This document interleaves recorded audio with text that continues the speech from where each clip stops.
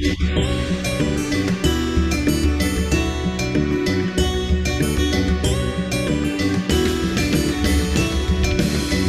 isang bansa sa malayong silangan, upirang ngalan perlas ng silanganan. Ang kagandahan nito ay walang katulad, dito tila bulaklak ay namumukad ka. Bangon upir, bangon tayo ay aahon sa mga dayuhang umalipin noong unang panahon. Tumindig ka, gulat ang iyong mga mata, panahon na sabi ng abayahawa. Mapagpalang araw, hapon o gabi sa ating lahat at sa ating pong mga tagapakinig. Salamat po sa inyong mga sumusubaybay sa aming channel. Kung mayroon po kayong mga katanungan, isulat nyo lang po sa comment section para ma-discuss namin sa aming mga susunod na discussion. So maraming salamat at muli samahan niyo po kaming lahat sa pagpapatuloy sa ating pag-aaral sa aklat ng ikalawang Samuel. Ikalawang Samuel, Kabanata 11, si David at si Bathsheba. Nang panahon ng tagsibol, kung kailan ang mga hari ay karaniwang lumulusob sa digmaan, isinugo ni David si Joab, kasama ang mga kawal ng hari at ang buong hukbo ng Israel. Pakibigyan niyo lang po yung mga hindi magsasalita. Nilipol nila ang mga Ammonite at kinubkob ang Raba. Ngunit si David ay nanatili sa Jerusalem. So mga Ammonite ang kanilang nilusob ng panahong ito. Ang Ammonite ay descendant din ni Lot. Pero naiwan si David. Isang gabi, bumangon si David mula sa kanyang higaan at naglakad-lakad sa terasa ng palasyo. Mula roon, nakita niya ang isang napakagandang babae na naliligo. Nagpadala si David ng tao upang alamin kung sino siya. At sinabi sa kanya, siya ay si Bathsheba, anak ni Eliam at asawa ni Uriah na Hittite. Kaya't nagpadala si David ng sugo upang kunin siya. Di ba tauhan niya si Uriah? Pumunta siya kay David at sumiping siya rito. Sa panahong siya ay malinis pa mula sa kanyang buwan ng pagdudugo. So malinis ang kanyang sinapupunan nito, kumbaga fertile siya. Pagkatapos, bumalik si Bathsheba sa kanyang bahay. Ngunit nagdalang tao si Bathsheba at nagpasabi kay David, ako ay nagdadalang tao. Kaya't nagpasabi si David kay Joab. Si Joab, yung kanyang loyal na na namumuno ng kawal. Oo. Ipadala mo sa akin si Uriah na Hittite at ipinadala nga ito ni Joab. Nang dumating si Uriah, itinanong ni David kung kumusta si Joab, kung kumusta ang mga bakawal at kung paano ang takbo ng labanan. Pagkatapos ay sinabi ni David kay Uriah, umuwi ka sa iyong bahay upang maligo at magpahinga. Umalis si Uriah mula sa palasyo at may ipinadala pang regalo sa kanya mula sa hari. Ngunit natulog si Uriah sa may pintuan ng palasyo kasama ang mga lingkod ng kanyang Panginoon at hindi umuwi sa kanyang bahay. Nang malaman ito ni David, tinanong niya si Uriah, hindi ba kagagaling mo lang sa labanan? Bakit hindi ka umuwi?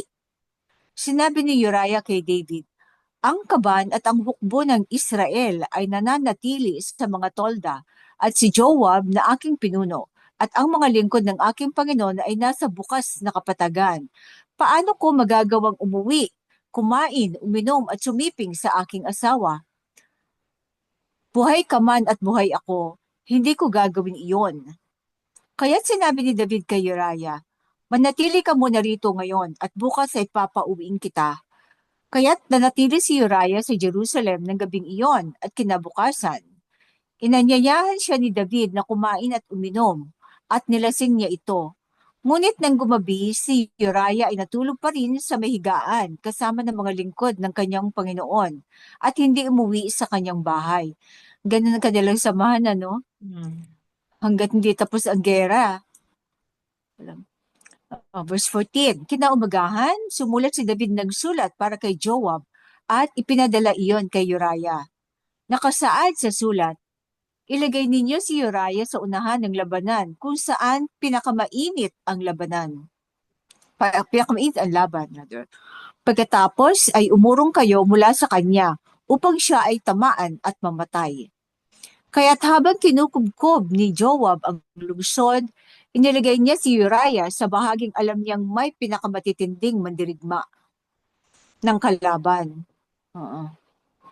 Nang lumusob ang mga tao ng lungsod at makipaglaban kay Joab, may ilang tauhan ni David ang napatay at napatay rin si Uriah na Hittite.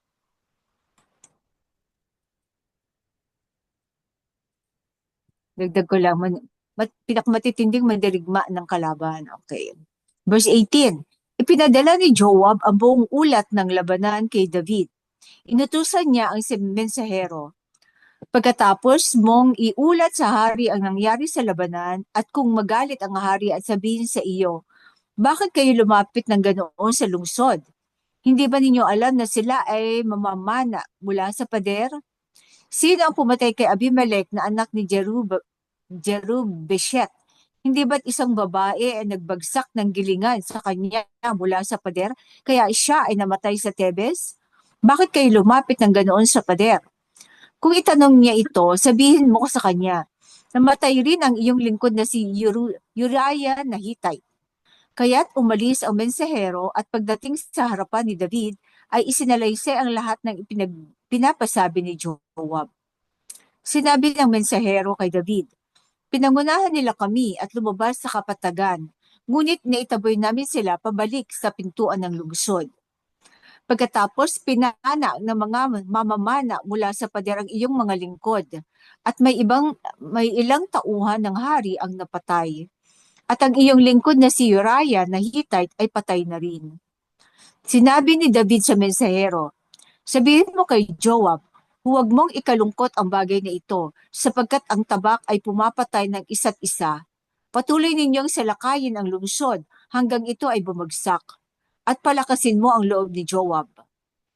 Nang mabalitaan ng asawa ni Uriah na patay na ang kanyang asawa, siya ay nagluksa para dito. Pagkalipas ng panahon ng pagdadalamhati, pinakuha siya ni David at dinala sa kanyang bahay. Naging asawa niya ito at nagkaanak sila ng isang lalaki. Ngunit ang ginawa ni David ay hindi kinalugdan ni Yahweh na Alahiyam. Kabanata 12. Pinagsabihan ni Nathan si David. Ipinadala ni Yahweh si Propeta Nathan kay Haring David. Pagdating niya, sinabi niya, may dalawang lalaki sa isang bayan. Isa ay mayaman at ang isa ay mahirap. Ang mayamang lalaki ay napakaraming tupa at baka. Ngunit ang mahirap ay wala kundi isang maliit na babaeng kordero na binili niya. Inalagaan niya ito, lumaki itong kasama niya at ng kanyang mga anak. Kumakain ito mula sa kanyang pagkain, umiinom sa kanyang tasa, at natutulog sa kanyang kandungan. Itinuturing niya itong parang anak na babae. Minsan, may isang manlalakbay na dumating sa mayamang lalaki. Ngunit sa halip na kumuha ng isa sa sarili niyang mga tupa o baka para ihain sa bisita, kinuha niya ang babaeng kordero ng mahirap at inihanda iyon para sa kanyang panauhin. Nag-alab sa galit si David laban sa lalaki at sinabi kay Nathan, buhay si Yahweh, ang taong gumawa nito ay nararapat mamatay. Kailangang bayaran niya ang kordero ng 4 na ulit dahil ginawa niya ang bagay na ito at hindi niya kinaawaan ang mahirap. Sinabi ni Nathan kay David, ikaw ang lalaking iyon. Ganito ang sabi ni Yahweh, pinahiran kita upang maging hari sa Israel at iniligtas kita mula sa kamay ni Saul. Ibinigay ko sa iyo ang bahay ng iyong Panginoon, ang kanyang mga asawa, at ang buong sambahayanan ng Israel. At kung kulang pa iyan, maaari pa sana kitang bigyan ng higit pa. Bakit mo hinamak ang utos ni Yahweh sa paggawa ng masama sa kanyang paningin? Pinapatay mo si Uriah sa labanan upang maagaw ang kanyang asawa. Pinatay mo siya sa pamamagitan ng mga Ammonite. Dahil dito, hindi na aalis ang tabak sa iyong sambahayan, sapagkat hinamak mo ako at kinuha ang asawa ni Uriah na Hittite. Pagdugtungin natin sis, but may ano eh. Ganito ang sabi ni Yahweh, magdadala ako ng kasamaan mula sa loob ng iyong sariling sambahayan. Sa harap ng iyong mga mata, kukunin ko ang iyong mga asawa at ibibigay sa iba na malapit sa iyo. At siya ay sisiping sa kanila sa liwanag ng araw. Oh, yung naganap nga, no? Oo. Ikaw ay gumawa nito ng palihim. Ngunit gagawin ko ito sa harap ng buong Israel at sa iliwanag ng araw. Ang saklap nito, di ba, sarili niyang anak, ano? Oo. Sinabi ni David kay Nathan, siguro dito natin putulin yung paragraph, Sa no? 13, oo. Oo, 13.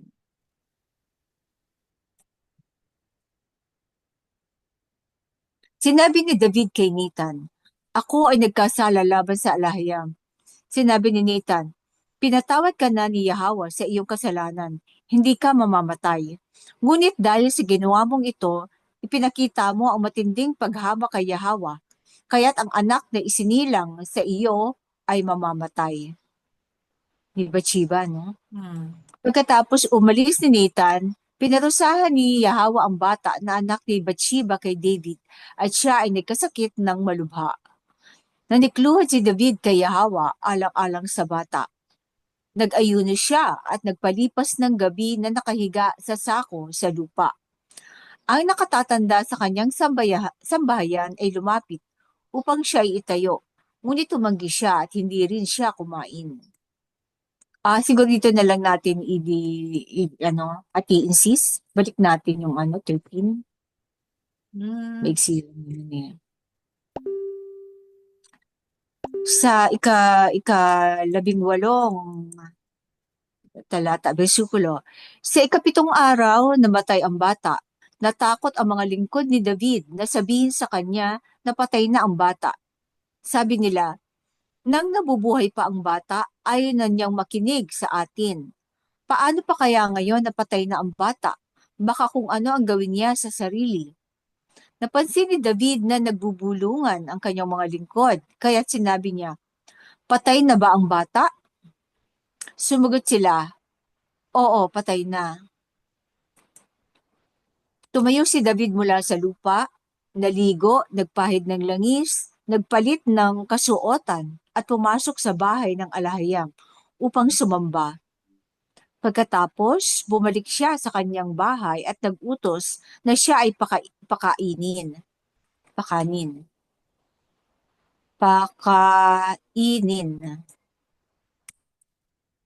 Kumain siya. Tinanong siya ng kanyang mga lingkod, bakit ka ganito? Noong nabubuhay pa ang bata, ikaw ay nag-ayuno at umiiyak. Ngayon napatay na siya, ikaw ay bumangon at kumain. Sumagot si David, habang nabubuhay pa ang bata, ako ay nag-ayuno at umiyak sapagkat naisip ko, sino ang nakakaalam? Baka kahabagan ako ni Yahweh at buhayin ang bata. Ngunit ngayong patay na siya, bakit pa ako mag-aayuno?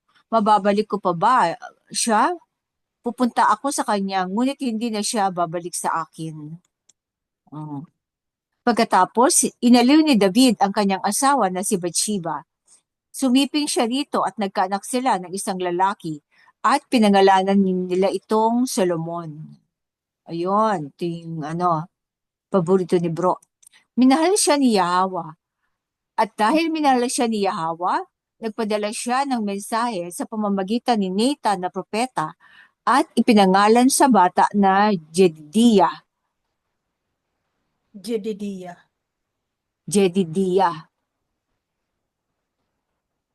Samantala, si Jedidiah? Si Solomon din yan. Si Solomon yan. Okay. Samantala, si Joab ay nakipaglaban sa Raba ng mga Ammonite at sinakop ang kabayanan ng hari. Nagpadala si Joab ng mensahero kay David na nagsabi, "Nilusob ko ang Raba at nakuha ko na ang pinagkukunan ng tubig ng lungsod. Tipunin mo na ang natitirang hukbo. Kubkubin mo ang lungsod at sakupin mo ito. Baka ako pa ang makakuha at ipangalan sa akin ang lungsod." Yun yung naging City of David. Bandang Mm. baba ng ah, Temple Mount. Mm. Kaya tinipon ni David ang buong hukbo, nagpunta sa Raba at nilusob ito. Nasakop nila ang lungsod. Kinuha ni David ang korona mula sa ulo ng kanilang hari at inilagay iyon sa kanyang ulo. Ang bigat nito ay 1 talento ng ginto at may mga mahalagang bato. Kinuha rin ni David ang maraming samsam mula sa lungsod at inilabas ang mga tao roon. Pinagawa sa kanila ng lagari, mga piko at mga palakol na bakal at pinagtrabaho sa paggawa ng mga laryo. Okay, ganito ang ginawa ni David sa lahat ng bayan ng mga Ammonite. Pagkatapos siya at ang buong hukbo ay bumalik sa Jerusalem. Okay. Ammon, sa bandang ano to, kabilang ano pala ng Jordan. Ammonite eh. Bandang north pala to. Di ba yan yung naging City of David? Hindi pala bandang Jerusalem din ang City of David eh. Iba pa Okay. yun. Oo. Yun yung bahay na niya. Ito yung bahay na niya ngayon. Ganitong sa kasalukuyan na kanyang sa istorya. Yung Amon kasi, di ba sa ano yun, bandang north, kabilang dako ng ng Kabila ng Ilog Ilog Jordan. Jordan, oo. Oo. Okay, Kabanata 13. Amnon at Tamar. Dito, si Amnon at Tamar. Makalipas ang ilang panahon, si Amnon na anak ni David ay umibig kay Tamar, ang maganda at dalagang kapatid ni Absalom, na anak din ni David. So si Tamar ay kapatid ni Absalom. Oo. Si Absalom naman yung matipuno na makapalang buhok, di ba? Mm. Okay. Labis na nahumaling si Amnon sa kanyang kapatid na si Tamar, kaya't nagkunwari siyang may sakit. Dahil siya ay birhen, parang imposible para kay Amnon na galawin siya. Ngunit si Amnon ay may tagapayo na nagngangalang Jonadab, anak ni Shimea na kapatid ni David. O bali uncle niya. Mm. Hindi, bali pinsan niya. Si Shimea ay kapatid ni David. Meron pala yung kapatid na babae si David, Shimea. Oo. At ang anak ni Shimea na si Jonadab ang nagsabi kay Amnon. Si Jonadab ay isang tusong lalaki. Sinabi niya kay Amnon, "Bakit ka mukhang namamayat at matamlay araw-araw? Sabihin mo nga sa akin." Sumagat si Amnon, "Ako ay umiibig kay Tamar, na kapatid ng aking kapatid na si Absalom." Sinabi ni Jonadab, "Humiga ka at magkunwaring may sakit. Kapag dinalaw ka ng iyong ama, sabihin mo sa kanya, 'Ipinapakiusap ko na si Tamar na aking kapatid ang maghanda ng pagkain para sa aking harapan, para makita ko at makakain ako mula sa kanyang kamay.' Kaya humiga si Amnon at nagkunwaring may sakit. Nang dumalaw ang hari, sinabi ni Amnon sa kanya, 'Ipinapakiusap ko na si Tamar na aking kapatid ang magluto ng espesyal na tinapay sa aking harapan upang makakain ako mula sa kanyang kamay.'" Ano po ang maikokomento ninyo mga kapatid? Yun nga, napakatuso ng ng advice sa kanya na hindi dapat ito ginagawa sa Israel.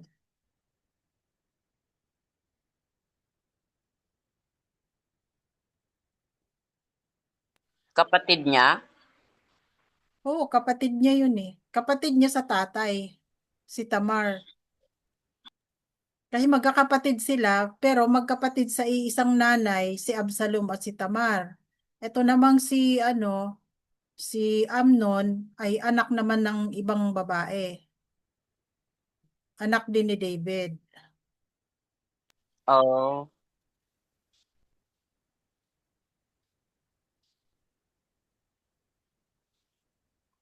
kawawa ang kinahinatnan dyan ng babae. Di ba? Oo.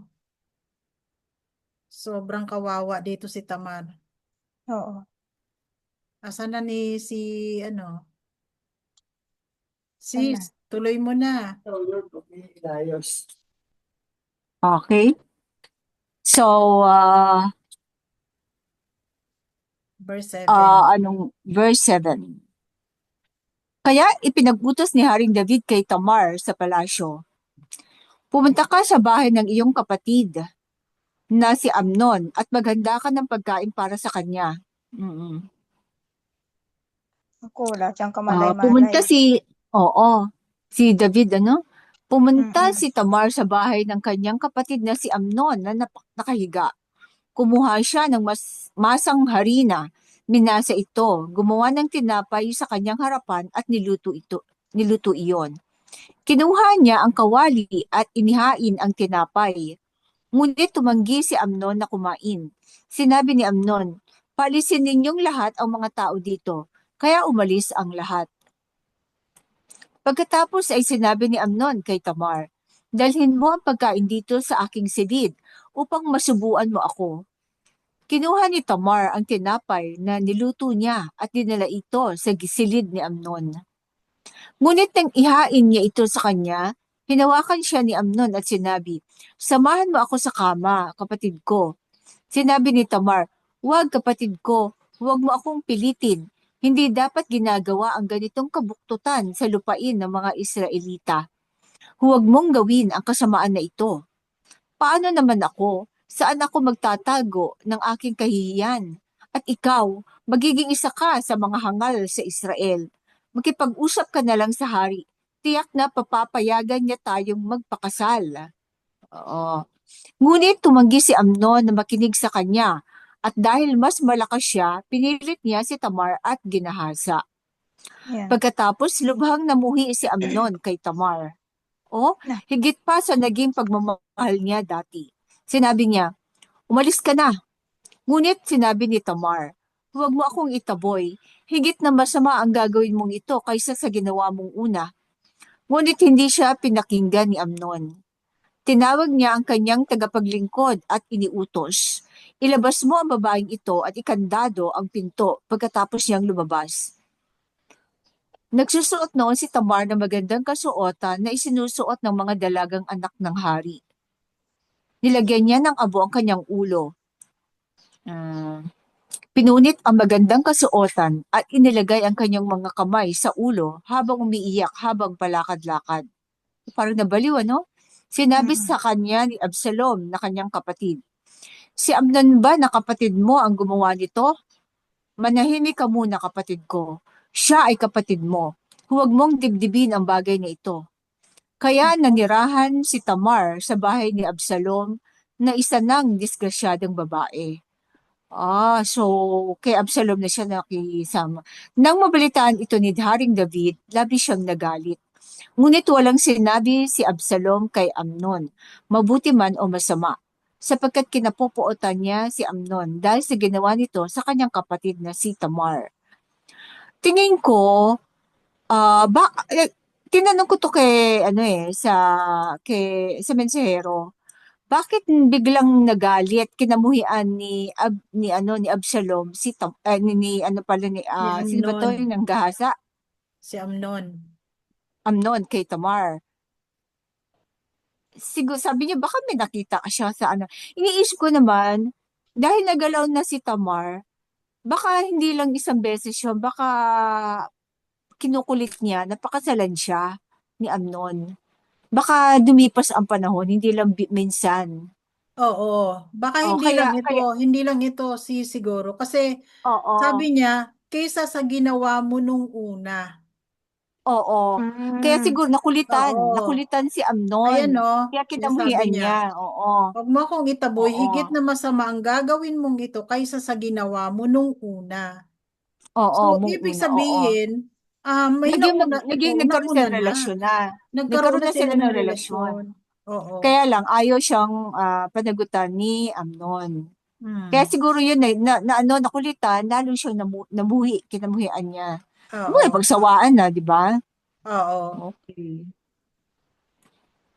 Kaya naman Oo. nag-alok ng napakasalan siya, 'di ba? Etong si Oo, baka Tamar. pinipilit niya pakasalan mo na ako, di ba? Oo. Okay. Pinapatay ni Absalom si Amnon. Ayan, Na, yung nangyayari Oo. sa sa kaharian Naghiganti ng na, oo. kaharian ni David. oo. Hindi na Pagkasira. nawala ang Siguro tabak. dahil din sa kasalanan na ginawa ni David, kaya Oo, nagsimula na yun yung na nga, mga di anak ba? niya. Oo. Sabi, di Yun ba, ang hindi na nangyayari. mawala ang tabak. Oo. Okay. Okay. Makalipas ang 2 taon, o 2 years pa, pinaggit-gitan ni Absalom. Makalipas ang 2 taon, nagkatiempo si Absalom nang ang kanyang mga tagagapas ng tupa ay nasa Baal-Hazor, malapit sa hangganan ng Ephraim. Inanyayahan niya ang lahat ng anak ng hari. Lumapit si Absalom sa hari at sinabi, "Ang iyong lingkod ay may mga tagagapas ng tupa. Ipinapakiusap ko na dumating ang hari at ang kanyang mga lingkod." Parang parang kasiyahan. Ngunit sinabi ng hari, "Huwag na anak ko, huwag kaming lahat pumunta, baka makaabala kami sa iyo." Pinilit siya ni Absalom, ngunit tumanggi ang hari at binasbasan na lamang siya. Sinabi ni Absalom, kung hindi po kayo, pwede bang si Amnon na lang ang sumama sa amin?" Tinanong siya ng hari, "Bakit siya pa ang sasama sa iyo?" Ngunit nagpilit si Absalom, kaya't pinapunta niya si Amnon at ang lahat ng anak ng hari. Inutusan ni Absalom ang kanyang mga tauhan, "Pansinin ninyo, kapag si Amnon ay masaya na sa pag-inom ng alak, at sabihin ko sa inyo, patayin Yun ninyo na. siya, gawin ninyo agad. Huwag kayong matakot, ako ang nag-utos nito, magpakatapang kayo." Okay. Yun At na. ginawa ng mga tauhan ni Absalom kay Amnon ang iniutos niya. Nang makita ito, nagsitakas ang lahat ng anak ng hari, sumakay sa kanilang mga mola at nagtakbuhan. Mga mule, no? Habang Mm. sila ay naglalakbay, may dumating na ulat kay David. Pinatay ni Absalom ang lahat ng anak ng hari. Wala ni isa niyong natira. Mali ang ulat. Fake Oo, news. mali, mali. Fake Oo, news. sabi pinatay daw lahat. Lahat, Okay, oo, hindi tumayo naman ang hari. lahat. Tumayo ang hari, pinunit ang kanyang kasuotan at nahiga sa lupa. Tumayo rin ang lahat niyang mga lingkod na punit ang mga damit. Ngunit sinabi ni Jonadab, anak ni Shimea, na kapatid ni David, Yung yung yung nag-advise yung kay tuso, o yung Amnon. pinsan nila, yung Oo, yung tusong nag-advise kay oo, Amnon. wag pong isipin ng aking Panginoon na pinatay ang lahat ng prinsipe. Si Amnon lamang po ang patay. Talagang planado na ito ni Absalom mula pa nang gahasain ni Amnon si Tamar. Oh. Kaya't huwag pong ikabahala ng aking Panginoon ang ulat na namatay ang lahat ng anak ng hari. Si Amnon lang po ang patay. Samantala, tumakas si Absalom. May bantay na nakakita at nagsabi sa hari, "May paparating na maraming tao mula sa kanluran sa gilid ng burol." Sinabi ni Jonadab sa hari, "Narito na po ang mga anak ng hari ayon sa sinabi ng iyong lingkod." At habang nagsasalita pa siya, dumating ang mga anak ng hari at sila ay humahagulgol. Humahagulgol din ang hari at ang lahat ng kanyang lingkod. Natakot sila no? Tumakas si Absalom at nagpunta kay Talmai na anak ni Amihud, hari ng Geshur. Talmai, okay. Samantalang si Haring David ay nagluksa para sa kanyang anak ng maraming araw. 3 taon na natili si Absalom sa Geshur. At nagnais si Haring David na puntahan at makita si Absalom, sapagkat natapos na ang pagluluksa niya sa pagkamatay ni Amnon. Okay. Kabanata 14. Pagbabalik ni Absalom sa Jerusalem. Nalaman ni Joab na anak ni Zeruiah na nananabik ang puso ng hari kay Absalom. Kaya't nagsugo si Joab sa Tekoa at ipinakuha ang isang matalinong babae mula roon. Sinabi niya sa kanya, "Magpanggap kang nagluluksa. Magsuot ka ng damit panluksa at huwag kang maglagay ng pampaganda sa iyong mukha. Umasta kang gaya ng isang babaeng matagal nang nagdadalamhati para sa patay." So artista pala ang kinuha niya, no? Pagkatapos, pumunta ka sa hari at sabihin mo sa kanya ang mga salitang ito. At inilagay ni Joab ang mga salita sa kanyang bibig. Ito, nakialam si Joab no? Nang pumaroon ng babae mula sa Tekoa sa hari, siya ay nagpatira pa at yumuko hanggang sa lupa bilang pagbibigay galang at nagsabi, "Tulungan mo ako, mahal na hari." Tinanong siya ng langhari, "Anong bumabagabag sa iyo?" Sumagot siya, "Ako ay isang balo. May dalawa akong anak na lalaki. Nag-away sila sa bukid at walang sino mang naroon upang pumigil sa kanila. Pinukpok ng isa ang kanyang kapatid at pinatay. Ngayon, ang buong angkan ay tumindig laban sa iyong lingkod at sinasabi, ibigay mo ang pumatay sa kanyang kapatid upang patayin namin siya bilang ganti sa buhay ng kanyang kapatid na kanyang pinaslang. Sa gayon ay pupuksain nila ang natitira kong baga ng apoy at iiwan ng aking asawa na walang pangalan ni lahi sa ibabaw ng lupa." Sinabi ng hari sa babae, "Umuwi ka na at mag-uutos ako tungkol sa iyo." Ngunit sinabi ng babae mula sa Tekoa sa kanya, "Patawarin nawa ako at ang sambahayan ng aking ama ng aking Panginoon na hari at huwag nawang magkaroon ng sala ang hari at ang kanyang trono." Sumagot ang hari, "Kung may magsabi man ng anuman sa iyo, dalhin mo siya sa akin at hindi ka na niya muling gagambalain." At sinabi niya, "Isumpa nawa ng hari sa harap ni Yahawa na kanyang alahayam, upang huwag nang madagdagan pa ang pagdanak ng dugo, at ang aking anak ay hindi mapahamak." Sumagot ang hari, "Kasing tiyak ng si Yahawa ay umiiral, walang kahit isang hibla ng buhok ng iyong anak ang malalaglag sa lupa." Pagkatapos ay sinabi ng babae, "Pahintulutan mo ako magsalita ng isang bagay sa aking Panginoon na hari." At sinabi niya, "Magsalita ka." Sinabi ng babae, "Bakit naman gumawa ka ng ganito laban sa bayan ng Alahayam? Sa pagbigkas ng ganitong hatol, hinahatulan mo ang iyong sarili sapagkat hindi mo ibinabalik ang iyong itiniwalag na anak." So itiniwalag pala niya si Absalom, "Sapagkat gaya ng tubig na nabubuho sa lupa at hindi na muling maisasauli, ganyan ang kamatayan. Ngunit hindi iyon ang ninanais ng alahayam, bagkus ay naglalaan siya ng mga paraan upang ang itinaboy ay huwag manatiling itinaboy mula sa kanya. At ngayon, ako ay pumarito upang sabihin ito sa aking Panginoon na hari, sapagkat pinangangambahan ako ng mga tao. Iniisip ng iyong lingkod, magsasalita ako sa hari, baka sakaling tuparin ng hari ang kahilingan ng kanyang lingkod. Marahil papayag ang hari na iligtas ang kanyang lingkod mula sa kamay ng tao na nagnanais na puksain ako at ang aking anak sa mana ni Yahawa." At sinabi pa ng iyong lingkod, "Mapawi nawa ng salita ng aking Panginoon na hari ang aking pagdurusa, sapagkat ang aking Panginoon na hari ay gaya ng isang makalangit na nilalang ng alahayam sa pagkilala ng mabuti at masama." Binola pa, "Nawa ay sumaiyo si Yahawa na iyong alahayam." Pagkatapos ay sinabi ng hari sa babae, "Huwag mong ilihim sa akin ang itatanong ko sa iyo." At sinabi ng babae, "Magsalita nawa ang aking Panginoon na hari."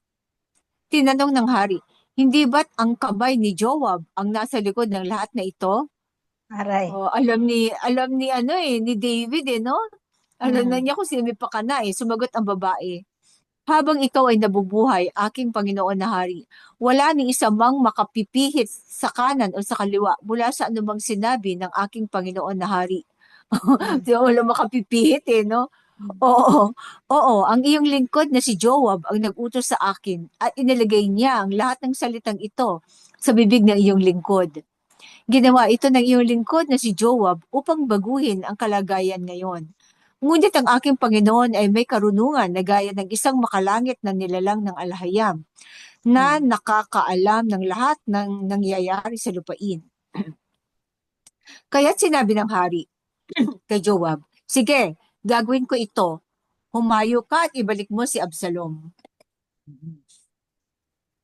Nagpatira pa si Joab at nagpasalamat sa hari at nagsabi, "Ngayon, nalalaman ng iyong lingkod na nakasumpong siya ng biyaya sa paningin ng aking Panginoon na hari, sapagkat tinupad ng hari ang kahilingan ng kanyang lingkod." Kaya't si Joab ay nagpunta sa Geshur at dinala si Absalom pabalik sa Jerusalem. Ngunit sinabi ng hari, sa kanyang sariling bahay siya mananatili. Huwag siyang humarap sa aking mukha. Kaya't si Absalom ay umuwi sa kanyang bahay at hindi nakita ang mukha ng hari. Sa buong isang, wala pong mga katanungan o reaction? Okay. Sige, tuloy mo na sis. Verse 25. Sa buong Israel, walang sino mang lalaking pinupuri dahil sa kanyang kagwapuhan tulad ni Absalom. So, siguro nahigitan niya si David, ano? Mula ulo hanggang talampakan ay walang kapintasan sa kanya. At sa tuwing, walang kalyo sa paa. Galing, ano? At sa tuwing pinuputol niya ang kanyang buhok, minsan sa bawat taon, dahil nagiging mabigat ito sa kanya,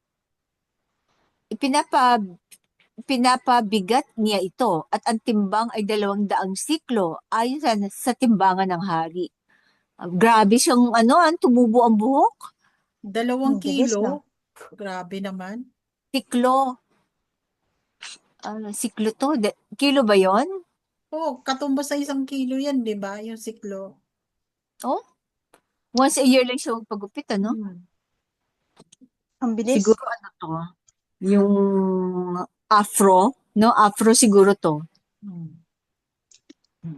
Kaya nakatali ang mga buhok nila. Kasi tribe Judah. 3 anak na lalaki at isang anak na babae ang isinilang kay Absalom. Ito may conflict. 3 anak na lalaki at isang anak na babae, ha? Ang isinilang kay Absalom. Ang pangalan ng kanyang anak na babae ay Tamar. At siya ay naging isang napakagandang babae. So, ipinangalan sa kanyang kapatid. Oo. No? Siguro namatay na yung kapatid niya na Tamar. No? Siguro, wala nang nasabi eh. Oo, kasi di ba pag may namatay, para ma-maintain yung pangalan. Nagkanak siya na Tamar din. Baka nagpatiwakal, no? Dahil yung kahihiyan eh. 2 taon na namalagi si Absalom sa Jerusalem nang hindi nakikita ang mukha ng hari. Kaya't nagsugo si Absalom kay Joab upang ipasabi na pumunta siya sa hari. Ngunit tumanggi si Joab na pumunta sa kanya. Kaya't nagsugo siya ng 2 beses, ngunit tumanggi pa rin ito. Ayaw siyang dalawin ni Joab kasi baka makompromiso, no? Mapilit ni Absalom.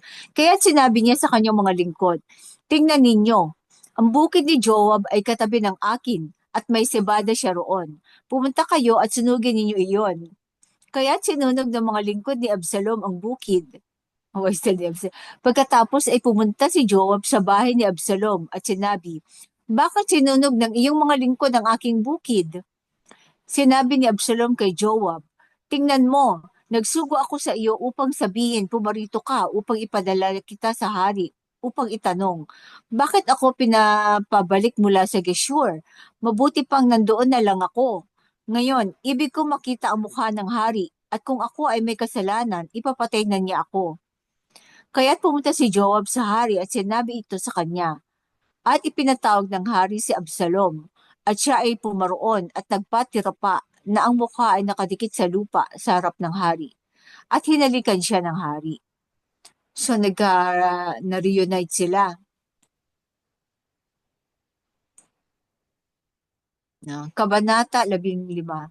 Mas mas mabigat pa yung ini-ignore ka ng hari, ano? Buti pa mamatay ka na lang yun kasi yung hari ang sa'yo, mag-ignore. O yung Kabanata 15, pag-aalsa ni Absalom. Nagrebelde. Sa paglipas ng panahon, naghanda si Absalom ng karwahe at mga kabayo at nagtakda ng 50 lalaking tumatakbo sa unahan niya. bumangon siya, so tumatakbo lang yung mga lalaki. Parang kanyang mga tauhan, ano?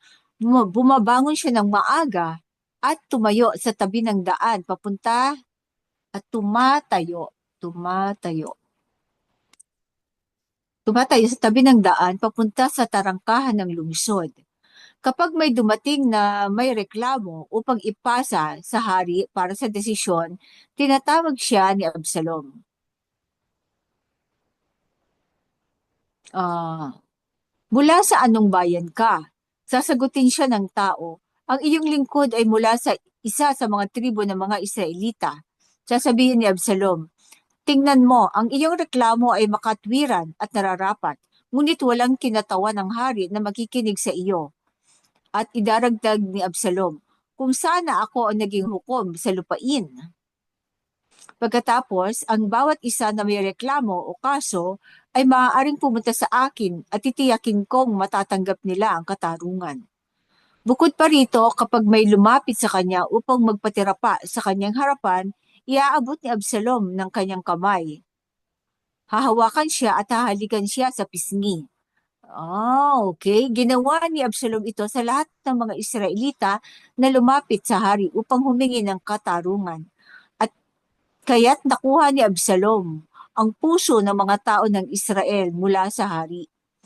Okay, nangangampanya, no? Pagkatapos ng 4 na taon, sinabi ni Absalom sa hari, payagan mo po akong pumunta sa Hebron upang tupdin ang isang panata na ginawa ko sa Alahayam. Habang ako po ay naninirahan sa Geshur sa Aram, gumawa ako ng panatang ito. Kung dadalhin ako ni Yahweh pabalik sa Jerusalem, ako ay sasamba kay Yahweh sa Hebron. Sumagot ang hari kay Absalom, pumunta ka ng mapayapa. Kaya't umalis siya at nagtungo sa Hebron. Di ba Hebron, ni Abraham to, di ba? Siya. Nang magkagayon, nagsugo si Absalom ng mga lihim na mensahero sa lahat ng mga tribo ng Israel upang sabihin, pag narinig ninyo ang tunog ng shofar, sabihin ninyo, si Absalom ay hari sa Hebron. 200 tao mula sa Jerusalem ang sumama kay Absalom. Iniimbita sila ng magigiting na dumating ng walang alam sa nangyayari.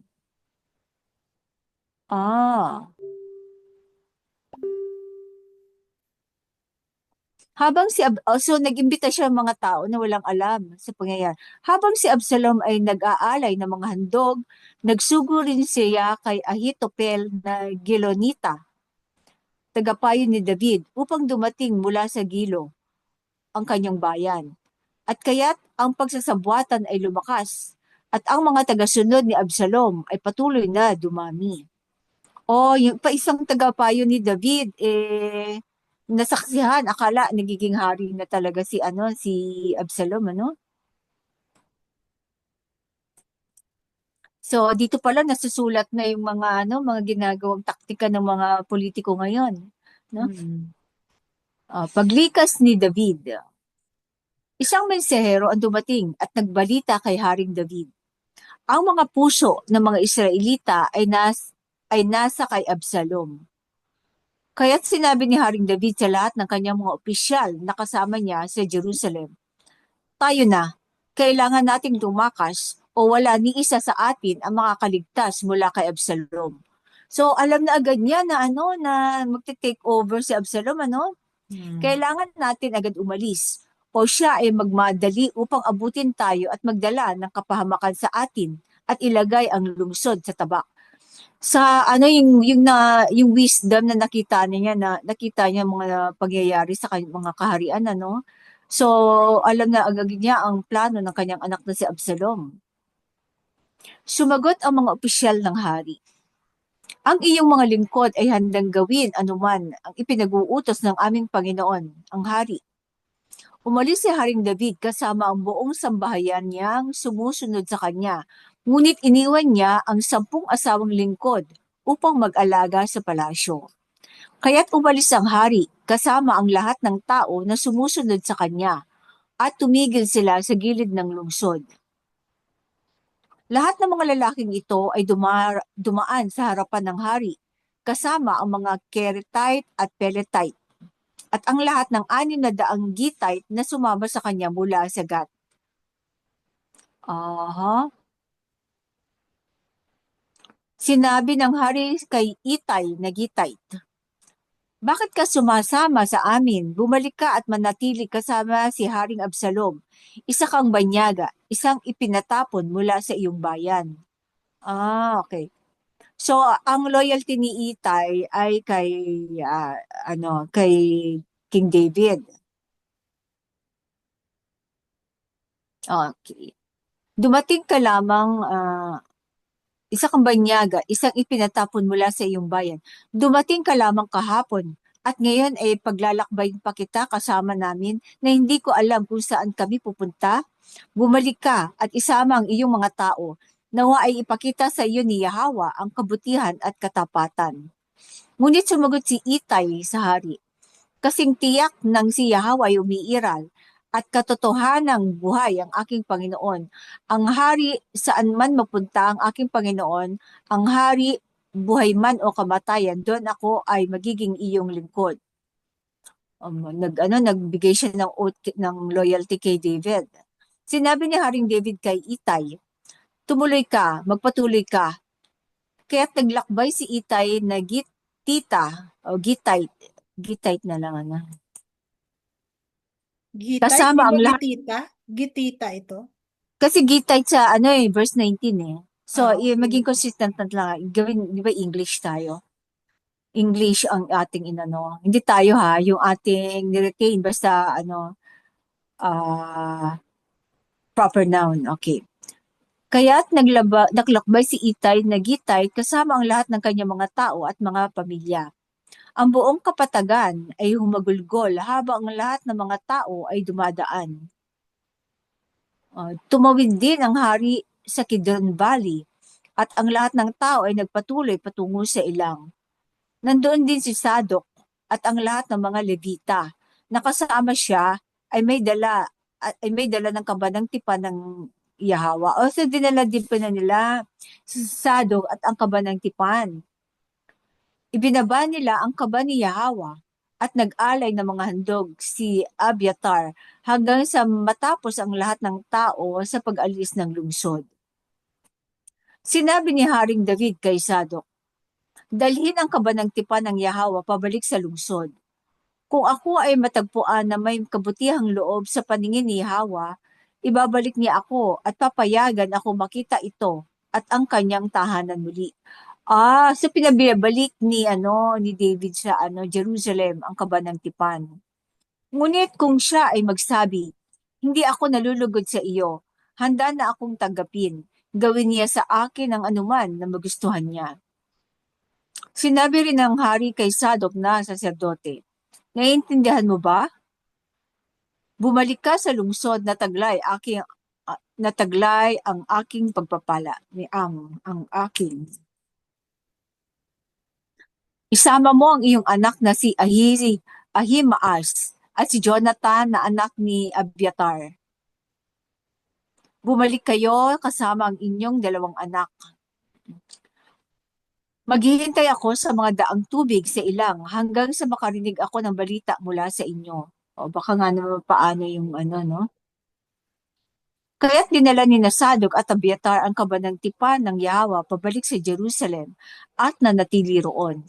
Ngunit patuloy na umakyat si David sa bundok ng mga olibo na umiiyak habang umaakyat.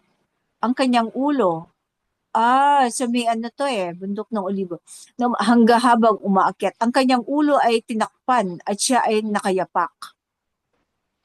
Ang lahat ng mga tao na kasama niya ay nagtakip din ng kanilang mga ulo at umiiyak habang umaakyat sila.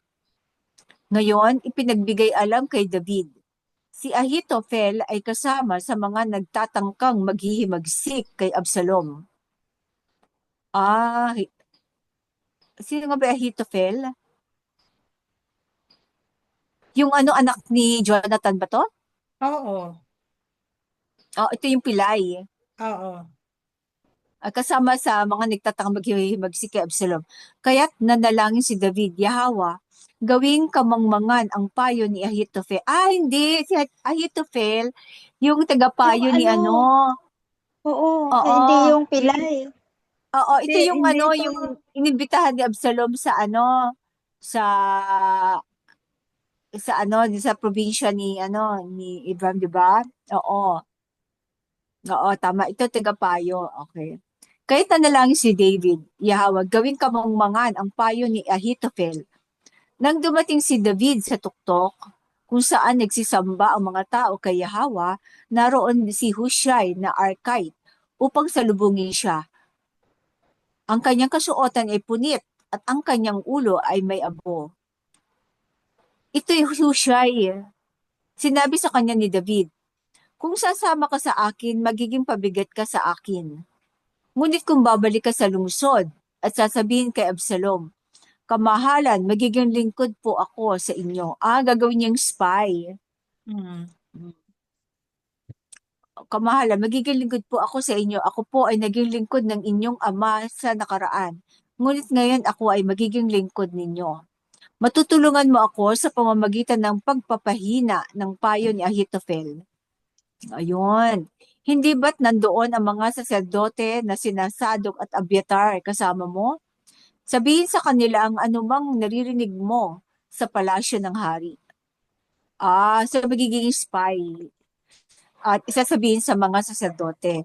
Ang kanilang dalawang anak, sina Ahimaas na anak ni Sadok at si Jonathan na anak ni Abiatar ay naroroon kasama nila. Ipadala ninyo sa akin ang anuman na maririnig ninyo. Kaya't dumating si Hushai, ang tagapayo ni David, sa Jerusalem, habang si Absalom ay papasok sa lungsod. Bakit nakaread tong Kabanata 16? No? Hindi lang siguro natanggal sis yung Oo, sa'yo din ba? marker. Oo, naka-red. Oo, okay. So, so meron na siyang magiging spy, si Hushai. Mm. Ngayon, padating pa lang si Absalom. So, hindi niya nakita ang pagdating. Kumbaga, naunahan nila si Absalom papasok ng lungsod. So, ibig sabihin, hindi niya, kung sino mga naiwan doon, ibig sabihin, hindi loyal kay David, no? Mm. Si David at si Siba. Si Siba, ito yung yung nag-alaga kay Mephibosheth, Oo, yung magsusupply. tagapamahala Oo. ni Oo, Mephibosheth. yung tagapamahala ng lupain ni Saul. Okay. Oo. Mephibosheth nga pala, no? Nang si Haring David ay makalakad na ng kaunti mula sa tuktok, naroon si Siba, ang tagapamahala ng mga ari-arian ni Mephibosheth na naghihintay upang salubungin siya. Nagdala siya ng isang kawan ng mga asno na nakasadel. Nakasadel? Ano ba? Ano ba to? Ano sa Tagalog?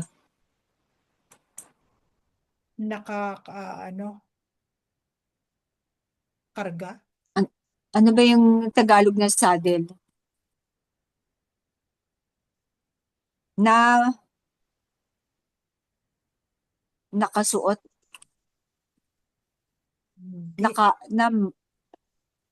na may saddle. Na may saddle. Then, inano ko na lang yung saddle. Italicized. Na may saddle at may kargang 200 tinapay, 100 cake ng mga datiles, 100 cake ng mga igos, o 100 cake is gawin na lang natin Nakakagutom Wala naman yan. kasing Tagalog ang cake eh. K-E-Y-K. Gawin na lang natin K-E-Y-K ang cake. Mm-mm. No? Oo, kasi ang Kasi Tagalog niyan is cake. Oo, wala. Oo. K-E-Y-K na lang. Oo. Mm-mm. Aha.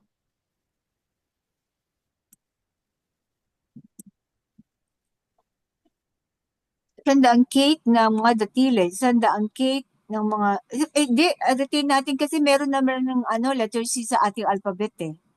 Retain na lang natin. Oo, pwede naman. Oo, okay. 100 cake ng mga datiles, 100 cake ng mga igos at 1 balat ng alak. Itinanong ng hari kay Ziba, bakit mo dinala ang mga ito? Sumagot si Ziba, ang mga asno ay para sa sambahayan ng hari upang sakyan. Ang mga tinapay at prutas ay para sa mga tao na kumain, na makakain. At ang alak ay upang magbigay ng ginhawa sa mga napapagod sa ilang, para sa mga tao na makakain.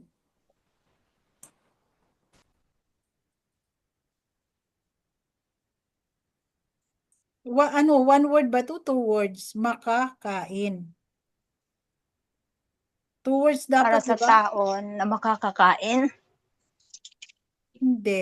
Ano? Na pagkain na lang. Oo, Para sa mga tao na na pagkain. makakain. Mga Upang tao makakain. Para sa mga tao, upang na makakain. para sa Upang mga mak- tao upang makakain. Oo, upang. Upang makakain. At ang alak ay upang magbigay ng ginhawa sa mga napapagod sa ilang. Oo. Tinanong ng hari, nasaan ang apo ng iyong Panginoon? Sumagot si Ziba, nanatili siya sa Jerusalem dahil iniisip niya, ngayong araw, ibabalik sa akin ng mga Israelita ang kaharian ng aking lolo. O, Hmm,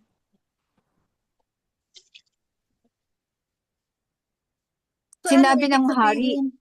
Ano ibig ah, sabihin nito? oo nga tingnan na, akala siguro dahil umalis si David, babalik Oo. siya ang magiging hari. At Oo. siya ang magiging Tingnan natin. hari. Tingnan natin. Sinabi ng hari kay Ziba, lahat ng ari-arian ni Mephibosheth ngayon ay sa iyo na. aray. Oh, yun. Kasi yung loyalty, nawala ang loyalty ni Mephibosheth eh. So Oo. ngayon kay Ziba na, si Ziba ay daming anak, 'di ba? Hmm. Okay, ganun ang ang loyalty talaga, no? Sumagot si Ziba, ako po ay magpapakumbaba. Nawa ay kalugdan ako sa inyong paningin, aking Panginoon, ang hari. Oh, so tinakwil na din niya si Mephibosheth. Napunta na sa loyalty nung Naging ambisyoso na rin kasi na maging hari. Oo, na-spoiled eh, di ba? Oo. Na-spoiled. Na-spoiled siya. Siguro, si Shimei ay nagmumura kay David. Ito yung nagmumura. Oo. Ginamit ng alahyan para magmura sa kanya. Habang si Haring David ay malapit na sa Bahurim, isang tao mula sa angkan ni Saul ang lumabas mula roon. Okay, so Benjamite to, no? Ang Ah. pangalan niya ay si Shimei, anak ni Gera, at siya ay nagmura habang siya ay papalabas. Naghagi siya ng mga bato kay Haring David at sa lahat ng mga opisyal ng hari. Bagamat ang lahat ng mga tropa at mga bantay ay nasa kanan at kaliwa ng hari. Habang siya ay nagmumura, sinabi ni Shimei, lumayas ka, ikaw na mamamatay tao, ikaw na masamang tao. Inipon ni Yahweh sa iyo ang lahat ng dugo na iyong ibinubo sa sambahayan ni Saul, na kung saan ay ikaw ang naghari. Ibinigay ni Yahweh ang kaharian sa kamay ng iyong anak na si Absalom. Dumating ka sa pagkawasak dahil ikaw ay isang mamamatay tao. Nang marinig ito ni Abishai na anak ni Zeruiah, sinabi niya sa hari, kapatid to ni Joab, Oo. Bakit papayagan ang patay na aso na magmura sa aking Panginoon na hari? Hayaan mong ako ay pumunta at putulin ang kanyang ulo. Ngunit sinabi ng hari, ano ang kinalaman nito sa inyo, kayong mga anak ni Zeruiah, kung siya ay nagmumura dahil sinabi sa kanya ni Yahweh ating alahayam, mumurahin mo si David. Sino makakapagtanong, bakit mo ginagawa ito? So inisip niya, inutos ng alahayam, no? Oo. Sinabi ni Haring David kay Abishai at sa lahat ng kanyang mga opisyal, ang aking anak, ang aking sariling laman at dugo, ay nagtatangkang pumatay sa akin. Gaano pa kaya itong Benjamita? Hayaan mo siya, magmura. Hayaan mo siya, magmura siya sapagkat sinabi ito sa kanya ni Yahweh. Maaaring makita ni Yahweh ang aking pagdurusa at ibalik sa akin ang kanyang pagpapala ng tipan bilang kapalit ng kanyang sumpa ngayon. Maalala Grabe, yung no? pagpapala ng tipan. Kasi di ba may tipan ang alayom sa kanya, no? Oo.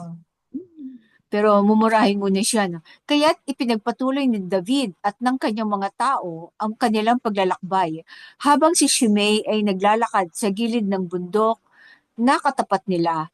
So, magkatapat na bundok pala yun, na hill. Nagmumura habang patuloy na binabato sila ng mga bato at pinapaulanan sila ng dumi. Dumating Grabe. ang hari. Oo. Dumating ang hari at ang lahat ng tao sa kanilang destinasyon na pagod na. Doon sila ay nagpahinga. Ang payo ni Ahitofel at Hushai, ito yung Ahitofel. Si Hushai naman yung manggugulo. Si Oo. Ahitofel yung loyal kay Absalom, Hushai loyal kay David. Okay. Samantala, si Absalom at ang lahat ng mga tao ng Israel ay dumating sa Jerusalem at si Ahitofel ay kasama niya. Nang magkagayon, si Hushai na Archite, ang tagapayong David, ay pumunta kay Absalom at sinabi sa kanya, "Mabuhay ang hari! Mabuhay ang hari!" Sinabi ni Absalom kay Hushai, "Ganito ba ang pagmamahal na ipinapakita mo sa iyong kaibigan? Kung siya ay kaibigan mo, bakit hindi ka sumama sa kanya?" Oo, si David daw. Sumagot si Hushai kay Absalom, "Hindi, ang pinili ni Yahweh ng mga taong ito at ng lahat ng mga Israelita, siya ang aking magiging lingkod at mananatili ako sa kanya." Okay. Wise din, ano? Bukod dito, kanino ako maglilingkod? Hindi ba ako maglilingkod sa anak? Gaya ng paglilingkod ko sa iyong ama, gayon din ay maglilingkod ako sa iyo. Sinabi ni Absalom kay Ahitofel, "Ibigay mo sa amin ang iyong payo. Ano ang dapat naming gawin?" Sumagot si Ahitofel, "Sumiping ka sa mga asawang lingkod ng iyong ama na iniwan upang alagaan ang palasyo." So parang pag-show off Oh, di ba nahari siya, ito di na nga ba? yung ito na nga yung Oo, nangyari doon sa yung sumpa kay sinabi ni Nathan, Oo. di ba? Oo, nung Sa sumpa sinabi ni Nathan. oo. So itong hinayaan to na ng parang Oo. show off din sa mga buong Israel na siya ang hari pagpapakita kasi pati yung asawa ay napasa kanya na, hindi lang yung kaharian. Grabe Okay. ang 'di ba, ang Mhm. consequence nung ginawa ni David Oo. na kasalanan. Oo. Grabe. Sa gayon, malalaman ng lahat ng Israelita na ikaw ay naging kasuklam-suklam sa iyong ama at magiging matatag ang mga kamay ng lahat ng sumusuporta sa iyo. So parang kaaway na si David, ano? Mm-mm. Siyempre kasi isipin nila, poprotektahan nila si Absalom kasi baka gumanti si David. Oo. Kaya't naglatag sila ng tolda para kay Absalom sa bubong at natulog siya sa mga asawang lingkod ng kanyang ama sa harapan ng lahat ng mga Israelita. Oh, so lahat ng nakadungaw. Pinapanood Yan, sila, no? yan na yung sinabi, di ba? Sa Oo. katanghaliang tapat. Oo. Sa liwanag ng Mm-mm. araw. Sa mga araw na iyon, ang payo na ibinibigay ni Ahitofel ay tulad ng pagtatanong mula kay Yahweh. Kunwari, nagtatanong si Ahitofel sa Alahayam, no? Ganito tinitingnan ni David at Absalom ang lahat ng payo ni Ahitofel. Mm-mm. Oh, Yeah. kunya tinatanong. So, ginawa ng Alahayam, puro mga Maligtaran. kapahamakan ang ibinibigay na payo ni Ahitofel. Kapahamakan ni Absalom. Ito ang mga salita ng Alahayam. Halalwaya, Alahayam. Nida. Alalwaya, lahayam. Mga komento po ba?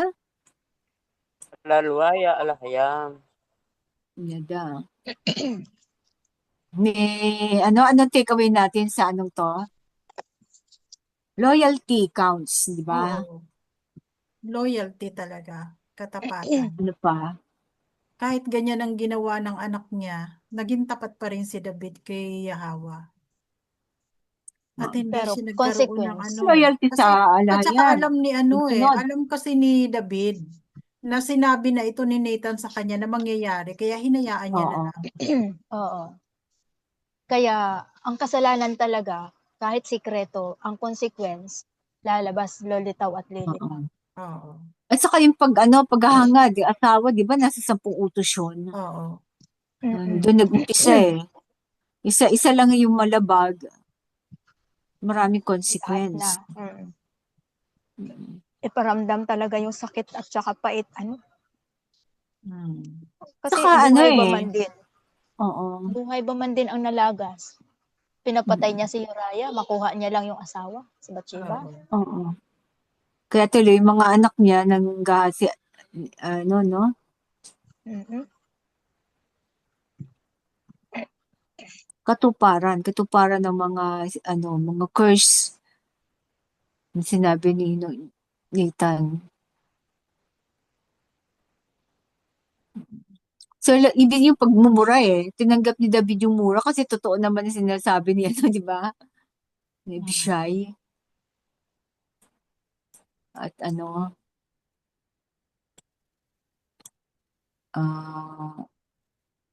tinanggap niya, nagpakumbaba siya, no? So, ano pa? May reaction pa ba? Meron ba tayong musika? Kung wala na Okay. reaction, musika Sige, tayo. ano na tayo? Musika muna tayo, mga kapatid. May mga tanungan ba sis? Yan mga kung may Ah, may may mensahe ba? May mga wala po bang paliguan ang mga kababaihan nung panahon ni David? Wala bang paliguan? Alam ko mga bat sila eh. yung tungkol At saka gabi. ang mga paliguan kasi noon parang lang, gumagawa sila ng Common. dingding na walang bubong. Nasa labas. Palibhasa. Oo. Oo. Kaya daw Palibhasa mataas pagdungaw ang niya, Oo. pagdungaw niya, nakita niya kaagad na may naliligo kasi walang mga bubong. At saka gabi to eh. So iniisip siguro ni Bathsheba, walang makakita na. Spring kasi ang kanilang paliguan nun, di Kailan ba? pa man din Gihon Spring, di ba to? Gihon. Sa Gihon, umaagos na flowing water.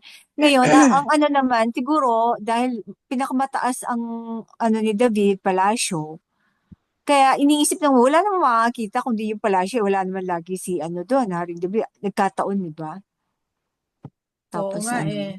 Naalala ko tuloy, bakit daw, saan daw ba nanggaling yung pangalan na Bathsheba? Kasi may joke dyan eh. ano? Nakita daw ng hari. Sabi niya, Sa may bat, naliligo. Bat. Ay, tapos nakita niya, naku, babae. She. Tapos sabi, naku, ang ganda. Aba. Kaya nabuo. Aba, Bat, Bathsheba. she, ba. Ayun yun. Oh, ganun pala. Yung bang etymology niyan, sis? Yun Yung daw pala eh. etymology. Sabi ng mga, Ang talino oo, ang talino nila eh. At saka, ano pala, ibig sabihin Mag-analyze. ang ibig sabihin pala yung Uriah nagparaya Oo, siya, nagparaya ka. ikaw nagparaya. You, raya. Grabe Paraya talaga. kay King David. Oo. Mhm. Tatalino nila Grabe mag-analyze, tatalino. no? Pilipino pa. Oo, mga Aray ko. Pinoy talaga eh. Uriah. So, anong ating applicable na na awit? Siguro itong hindi magbabago. Kasi talagang kahit anong nangyari kay King Oo. David, hindi siya nagbago sa alayam eh. Oo, sige. Hindi magbabago. Kaya Biro mo yung hindi, si wag, David. yung wag, yung wag, Ano? ayoko na mawalay pa. Di ba? Biro mo yung Ano? katapatan ni David, pero nagkasala pa rin siya. Tawag Tapat na na siya, laman na pero yun, yung laman. Tawag na tawag laman ng din laman yun. talaga. Oo. Saka nasanay siya na nakukuha niya lahat ng babae. Kung usipin Oo, mo, pero naman natural na paraan naman ng pagkamatay ng dahil nasa gera, no? Pero yung puso kasi, halatang halata sa puso, di ba? Hindi. At saka yung utos niya Oo. kay Joab eh. Kumbaga, May perfect action doon, crime yun sinadya. actually. Perfect Oo, crime sinadya dapat niya. eh. Oo. Pero yung perfect crime, pero yung puso kasi, ano, kumbaga kung hahatulan yan sa korte, walang, hindi madidiin si David. Perfect crime nga. Pero, dahil yung puso niya nakikita ng alayang. Oo.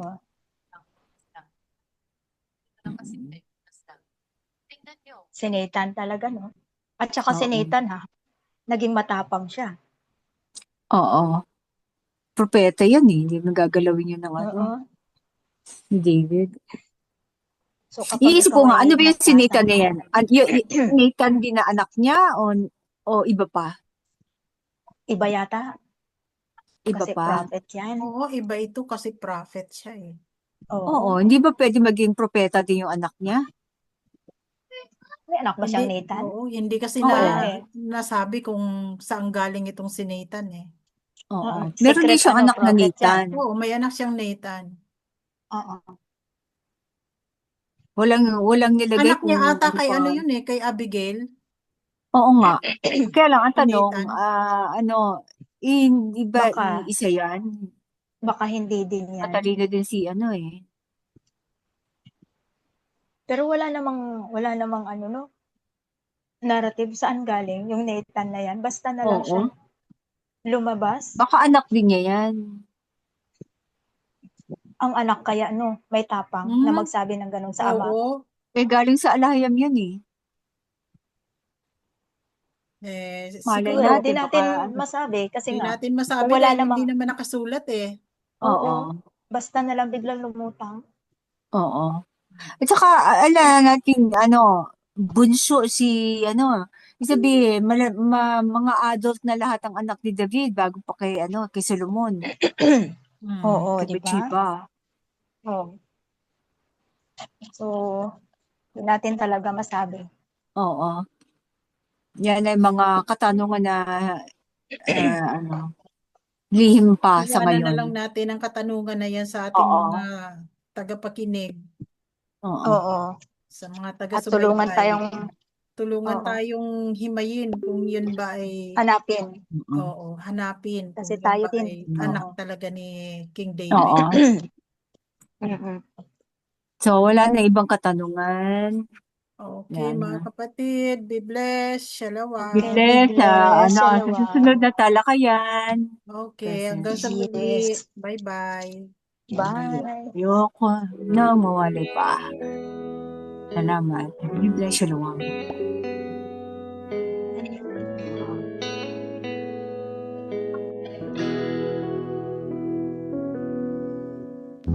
Ayoko nang mawala pa sa presensya mo. Sapat na sa'kin ang madama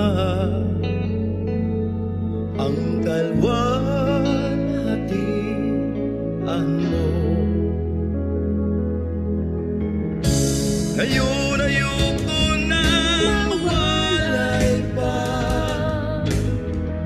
sa paglilingkod sa'yo, aking Ama. Mga kautusan ay aking susundin hanggang sa iyong pagdating.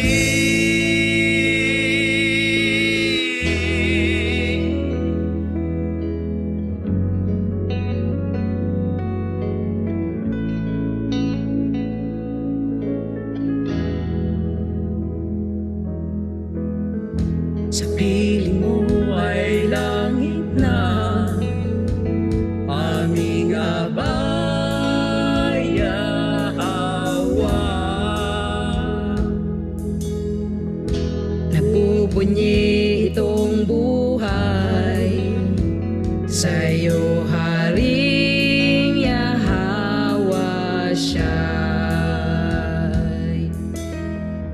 Ngayon ayoko nang mawala